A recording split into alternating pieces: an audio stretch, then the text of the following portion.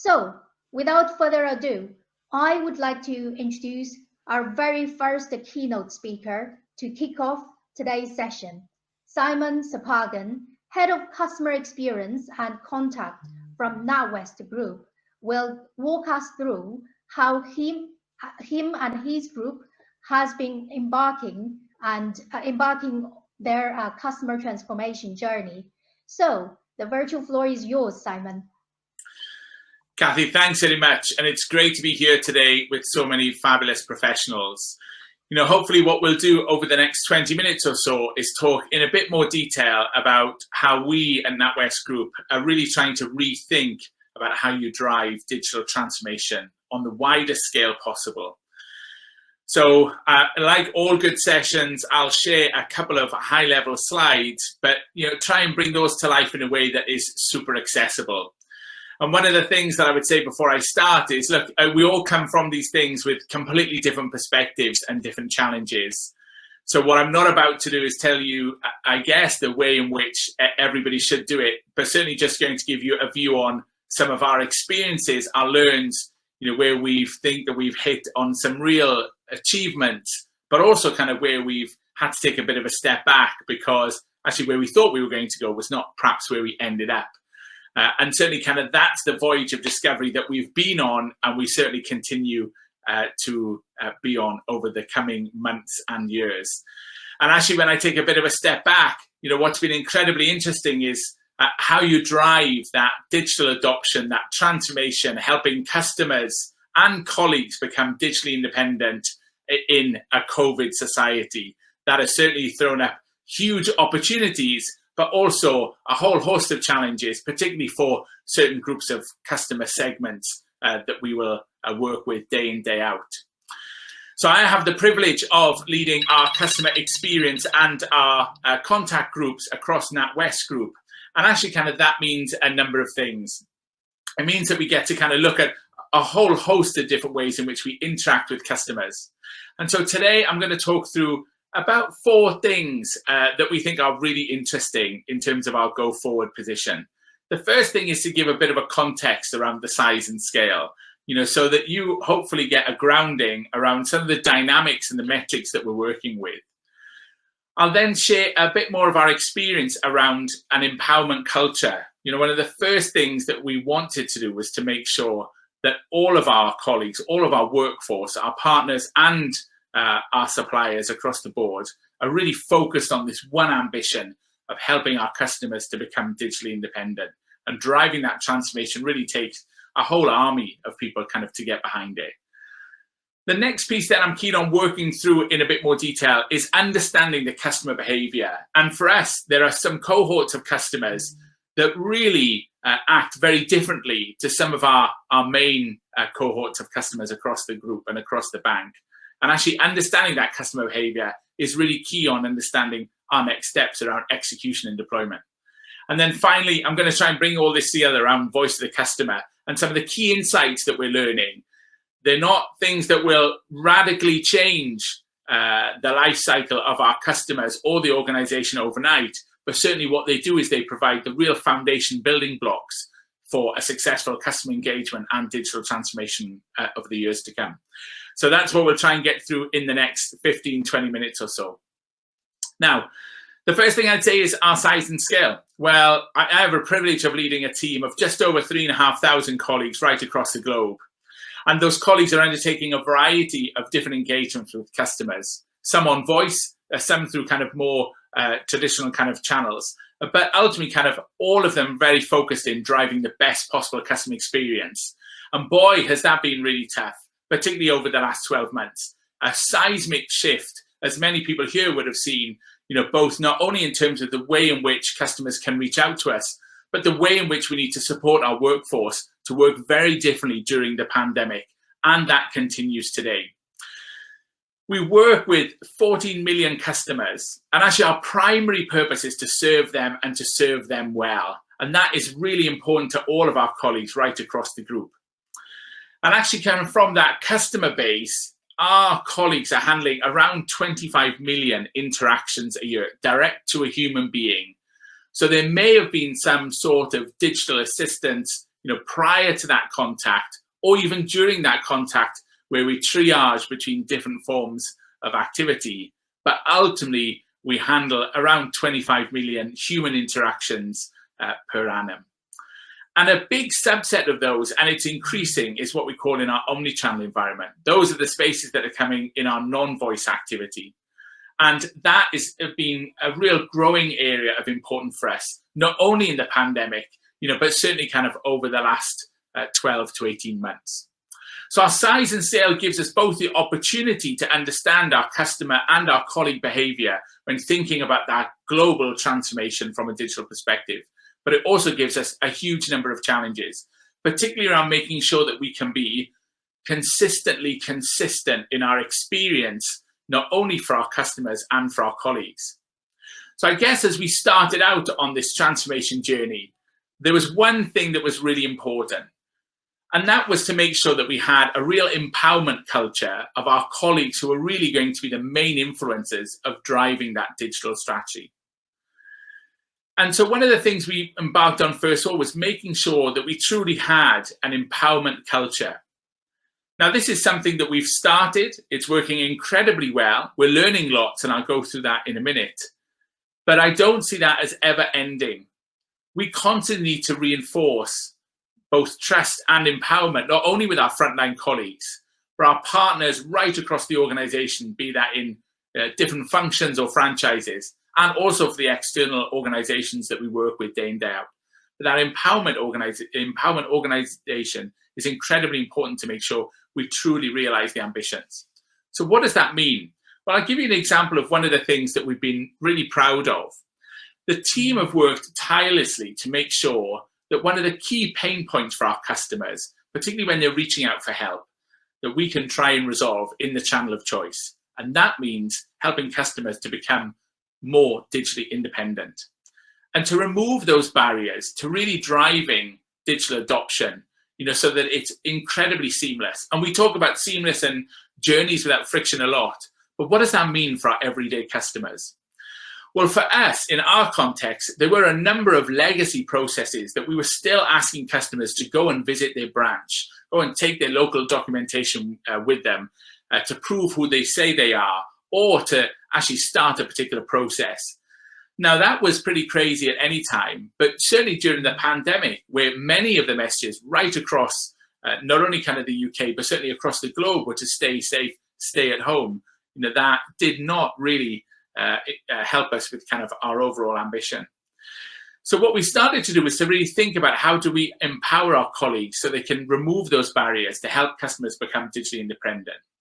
And that meant a couple of things. One, we had to use the power of data to help us to gain as much information on those customers, their wants and needs as possible. We had to make sure that we had the key insights on not only kind of transaction history for customers, but the best way in which we knew we could do things like identification and verification. So really unlocking the very best in things like biometrics, NLP, to bring some of these data together so we could be certain that we were talking to the right customer virtually. We also had to make it sure that our colleagues were really engaged in what it took to make sure that our customers were being adopted digitally and to remove some of those barriers. So we created some incredibly bespoke modules for colleagues, particularly bite-sized ones as our colleagues were working from home and remotely. So virtual bite-sized modules that really looked at everything from understanding the context of the customer all the way through to emotionally engaging through things like behavioral economics. And we also made sure that the colleague had the most access to our systems that we could possibly provide. Now, in the past, the more senior you were perhaps in the organization, or if you were more physically in front of a customer, you had a whole host of systems. And perhaps if you were more in the back office or in a virtual center, we'd give you perhaps more restricted access. So we had to make sure that we built our systems around the colleagues to make sure that they were truly empowered. And ultimately what we were trying to do, we were trying to stop handoffs. We were trying to stop referrals to our branch network. We were trying to retain as many customers in the channel of their choice and over a period of time to help our customers to adopt this particular channel before helping them become independent on wider channels. And so ultimately, what has this done? Well, we went out to our workforce and we looked for a couple of hundred pioneers who would really help customers to adopt digitally, to make sure that we could bring that independence to our customers. And our mantra around this was we wanted colleagues to really own it, own the system's capability, own the ability to feel empowered, own the ability to bring different sources of analytical data together to truly help the customer in the moment. And we have been successful in the first phase of that. So already so far this year, we have prevented around 3,000 visits to our UK branch network. Now, that may not seem a lot compared to kind of the size and scale, but for our small team, that's incredibly successful. And it means that our first point of contact for those issues that would have ordinarily gone to the branch has increased to 90%. That's a significant saving for our customers. And it means they are empowered to do the things they wanted to do without making that trip to the branch network. But it also means that increasingly we're giving the confidence to customers to do things independently in the way that they perhaps wouldn't have done that before. Now, our colleagues are working tirelessly, not only to remove those barriers for the customers, but they work in an incredibly agile way. And so joining the teams together from a technology, from a policy, from a risk perspective to make sure that those things, those pain points that are coming up time and time again can be eradicated has been a real key way of working. And so those colleagues every single day will get together through the agile methodology and through the Scrum teams to make sure we're powering through those pain points to drive that adoption. And some of the key things that we've been able to improve are where we have failures around different verification details, or perhaps really simple things where customers need access to a cache. And that would ordinarily be something that a customer would want to go to the branch network for. But with the introduction of things like the NatWest Group companion card, where we can give vulnerable customers detail access with the support of a registered qualified companion, that's been a real step forward in how we can really help customers to become digitally independent. And so that empowerment culture is really important then, because that's where we start from. So rather than kind of taking a deep look at the data analytics, that empowerment culture to make sure that all of our workforce is really engaged in this journey. And that leads me really nicely into the next one. What we've really started to understand is the customer behavior in those customers that are reaching out to us on a fairly frequent basis. And the initiative earlier has really paved the way for us to understand more about this. One of the key things that we have as an organization, and this will exist across many sectors, is that we have a cohort of customers, who love to reach out to us in those traditional channels. They love to reach out to us either face-to-face or through traditional telephony. And in fact, in many instances, not all, but in many instances, there are easier ways for the customer to be able to do that from a self-service perspective, to become digitally independent. And like most of our peers throughout 2020, our demand for our services certainly increased as a result of the pandemic. And so we saw a real opportunity for those frequent calling customers who love us a lot and would call us perhaps 2 or 3 times a week. We saw a real opportunity to help those customers to try and understand what is it that they're reaching out for us for, and how can we use data and analytics to intercept their reason for us calling and perhaps start to become more proactive with interventions to help them in the moment. So one of the pieces that we did was start to really understand the customer, and we had 4 phases of that. One is around understanding the customer behavior through a series of transactions over the last 6 to 12 months. Is to start to develop a series of helpful nudges to customers. So when they did reach out to us, that actually our data and analytics would combine so that we could surface some helpful information to customers as they were asking for it. Now, we have to be careful that we're not big brother in this. So we're not leading the customer, but certainly we're making sure that just in time, as the customer's asking for the information, that our colleague has all of that surfaced to them through one system. So we can be very seamless, very efficient with that. But we're also using that as an opportunity to remind customers about the way in which they could adopt a more independent approach through self-service. And that led us on incredibly well to the second base, which is intent-based routing. Now, this is relatively common right across the industry, things like natural language as an example. But we brought that together with some key data and insights to make sure that we could take those frequent calling customers and move them to a group of colleagues that were highly trained in things like behavioral economics and truly understanding what it was the customer repeatedly calling us for, so we could really match the right type of customer with the right type of colleague. And the third phase was then to talk to customers in a more proactive way from an email marketing communications and following up through letter. We're just helping the customer understand the most frequent things that they're doing and other ways in which they could do that that may suit them. Now, it's really important to say this isn't about turning off channels for our customers, and it isn't about forcing customers down a particular route, but it is about making sure that our customers, given the frequency of contact, that they are clear on the independence they have to make the choice that's right for them. And the final piece that I'd say on this one is that where this is all leading to for us is making sure that we can really match the customer's intent with the characteristics and the capabilities of the right colleague. So natural language will get us to a certain point where we can get that skills-based agent routing together. But actually still at a certain point, that's still relatively blunt. Unless you go through 5 or 10 layers of disambiguation, you're still getting to a wide agent group. So what we're trying to do here is use the data and insights from our customers.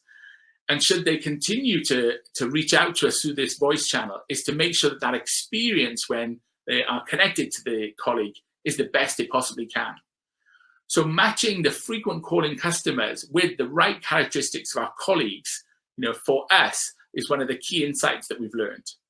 And as a result of doing that and matching those customers to those colleagues, particularly those colleagues who are incredibly literate from a digital adoption and independence perspective, those colleagues who are able to assimilate lots of different data, very quickly to be able to efficiently serve the customer, then that really drives a great improvement in advocacy.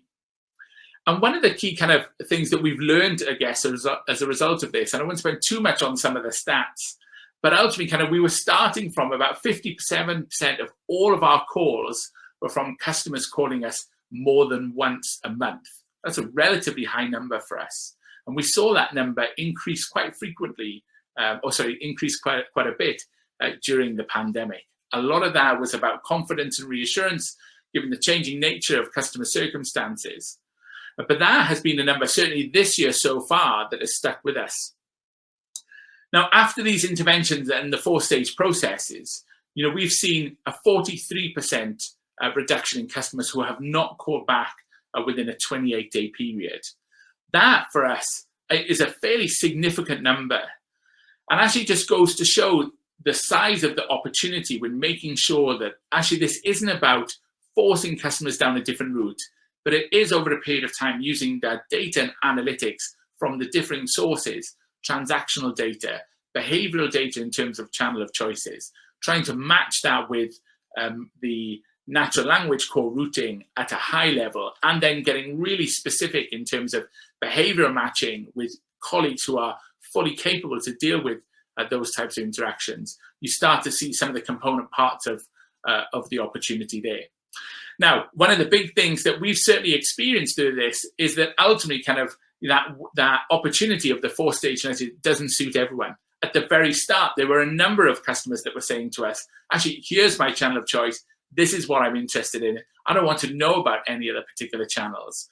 And that is incredibly important. And we probably saw about 20% of customers really be very vocal with that and be very clear that this is the way that they wanted to interact. This is the way that they wanted to bank.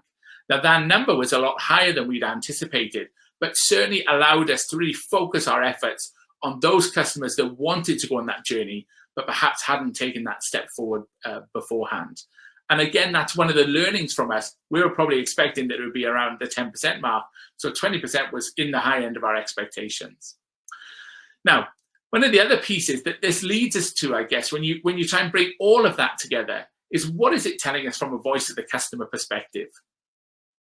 So our final piece that I'm going to finish on is we've started to take a look at how do we take these different data sources, whether they be through empowered colleagues using the data and analytics that they have to make the right decision for the customers, whether it be through really helping customers to become digitally independent, what are our customers telling us, and how do we marry that up with, as I said, transactional data, sentiment data, activities around things like poor experiences through dissatisfactions or complaints.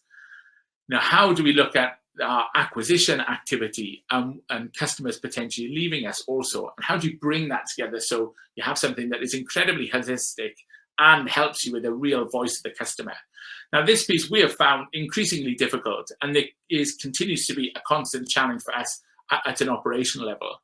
But what we're starting to do is to build out a real opportunity to bring some of those component parts of the data together to help us in a way that gives our operational frontline teams the ability to make in-moment decision-making and in-moment leadership actions, which really elevate the overall customer experience.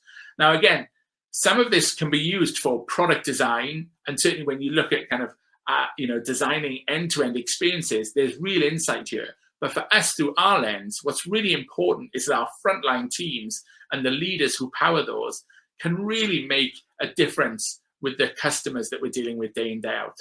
So what you'll see here is a bit of an example of how we're joining together the relationships and the interdependencies in a way that is really helpful for our frontline colleagues to understand. So a good example of here is how we're using machine learning to take some of the data and the insights around the activities that we're seeing for customers and to present meaning to that for colleagues. And that not only kind of supports things like a reduction in overall complaints, but helps us to make those in-moment decisions. One of the biggest examples of the relationships that you'll see on the right-hand side of your screen, is how Net Promoter Score and actually kind of the dependencies by doing some small things with customers could make a big difference. Here we have an example of our non-voice channel in web chat.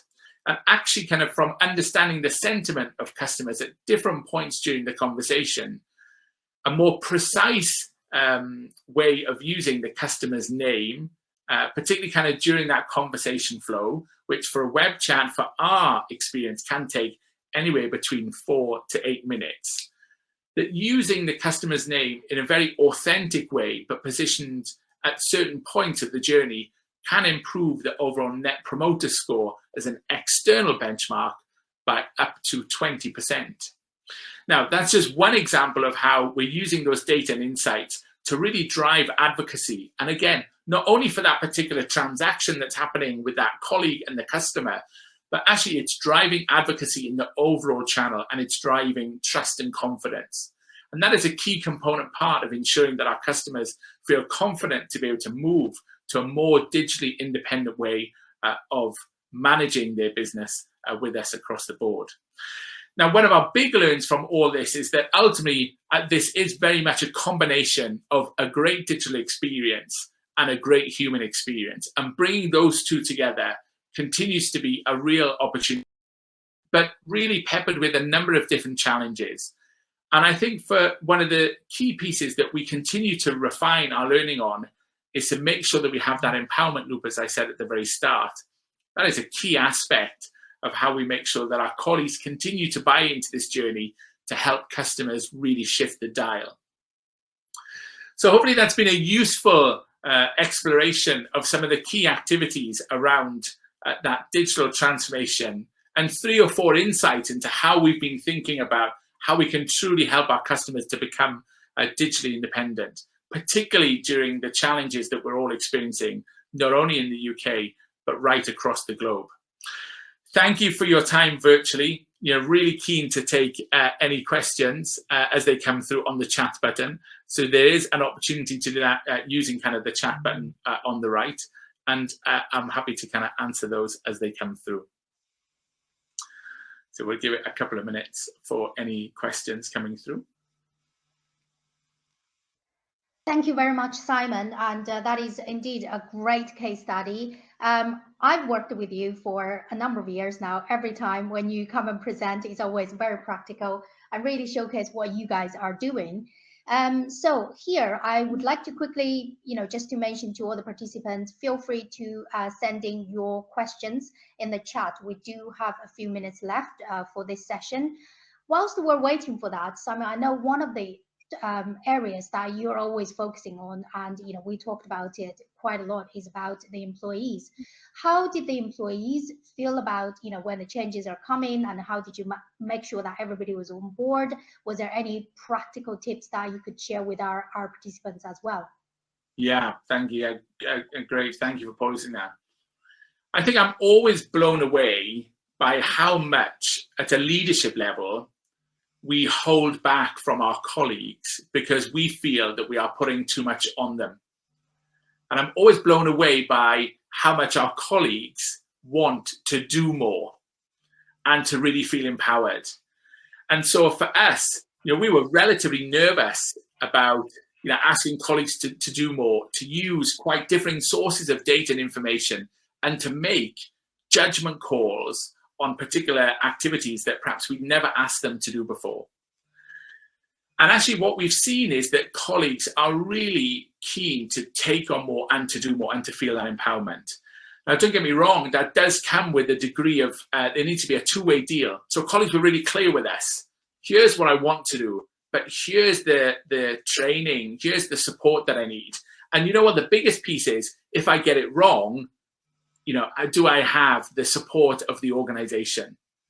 And I think culturally, what we have tried to do is to make sure that we can fail and fail fast where we need to, but we're also learning and we're celebrating that success. So I think a big learn from us has been to truly engage the colleagues in the warts and all, as it were. So to let them know exactly what we're doing and why, and to get them involved. So our colleagues, particularly at the start of our pioneers, those colleagues on a rotational basis, as and when they can, they have specific time which is allocated, but they are free to join otherwise. They join the scrums, they join the huddles, they join the technology sessions that we have.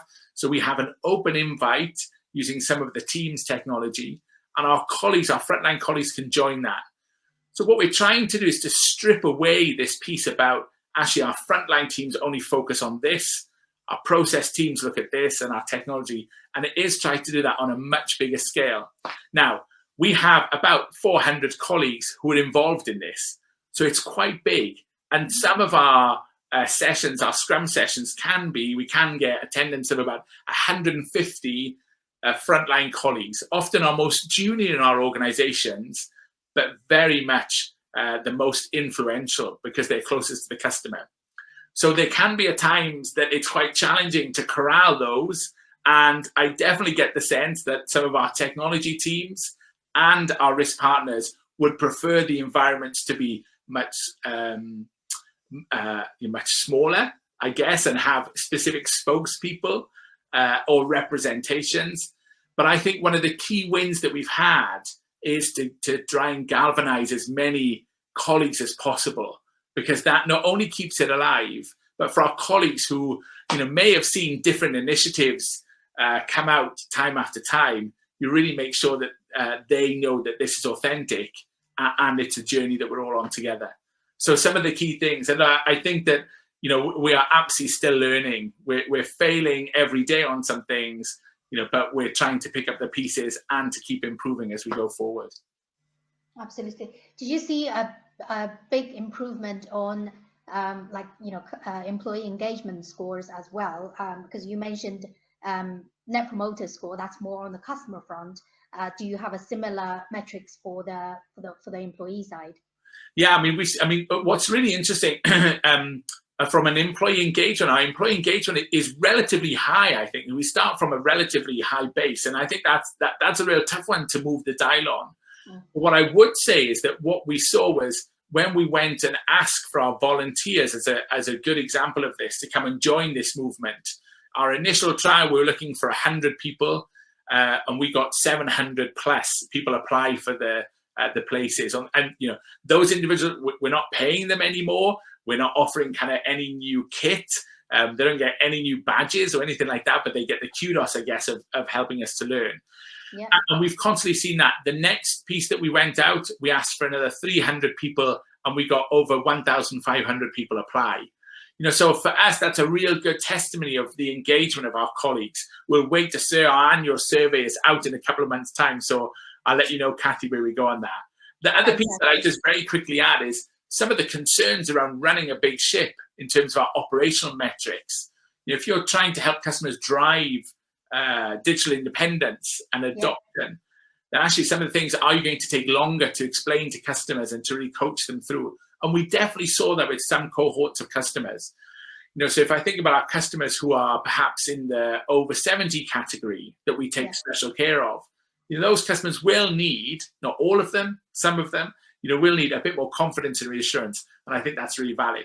But what we also saw, because colleagues were empowered to do the right thing and we were matching the right type of colleague with the right type of customer, we actually saw our average handling time, as an example, stay relatively flat at a macro level. So again, it does give us some good confidence to reinvest.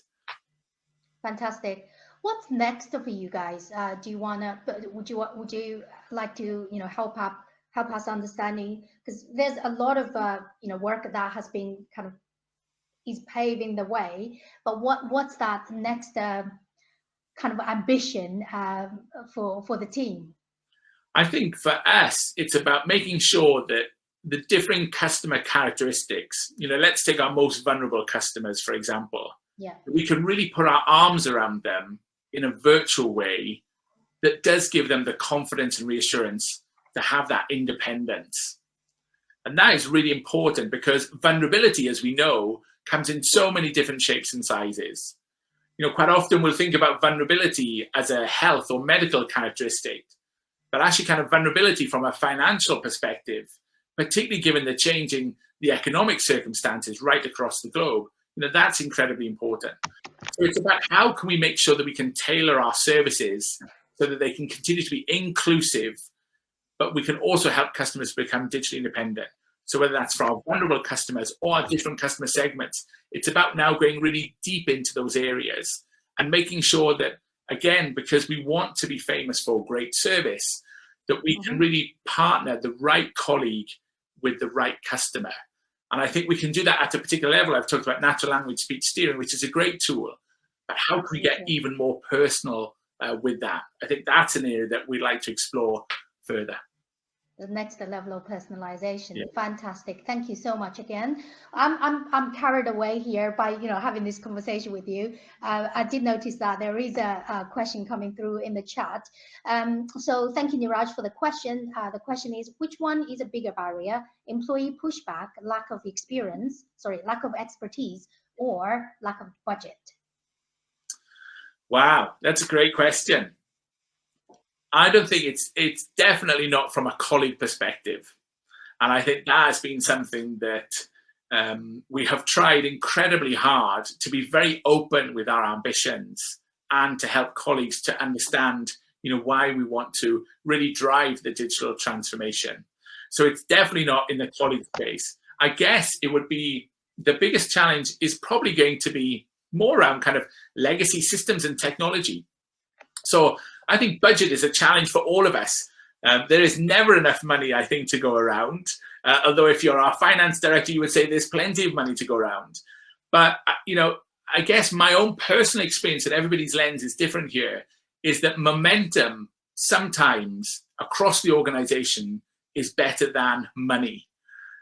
Because if you've got the power of the organization behind you, if you can really grab that rallying cry to really ensure that you've got technology teams, risk partners, products, experience, all focused on, trying to achieve these, then actually kind of that momentum is really important. But it would be kind of, I would say, the challenges of legacy systems and the interoperability of those.